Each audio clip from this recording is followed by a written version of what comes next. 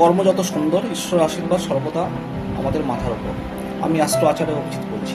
আপনারা যারা জ্যোতিষকে পাথেয় করে চলতে চান, বা জ্যোতিষের উপর ভরসা করে চলতে চান, বা জ্যোতিষ বিশ্বাসী, বা গ্রহদের নিয়ে প্রচুর চিন্তা করেন, শনি, রাহু, কেতু, কারণ এই বুঝি শনির দশা আসছে, আমার বোধহয় জীবনে সব নষ্ট হয়ে গেল, আমার জীবনে সাকসেস আসছে না, আমার বাচ্চার পড়াশোনা হচ্ছে না, আমি জীবনে বাড়ি একটা সুন্দর একটা বাড়ি করতে পারলাম না, আমার ফিনান্স আমার জমছে না, আমার টাকা জমছে না ব্যাংকে, আমার সব নষ্ট হয়ে যাচ্ছে। কেন কেন সেটা কেন হবে?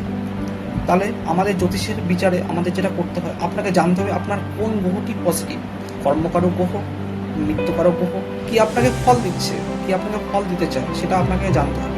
আপনার বিশেষ কোনো অ্যাস্ট্রোলজার বা কাছাকাছি কোনো অ্যাস্ট্রোলজার কাছে আপনাকে জানতে হবে, সে আপনাকে বলে দেবে। অযথা ভয় পেয়ে লাভ নেই। প্রত্যেকটা গ্রহই আমাদের ভালো, কি শনি, কি রবি, কি রাহু, কি মঙ্গল, সবাই আমাদের ভালো, তারা আমাদের ফল দেওয়ার জন্য বসে আছে।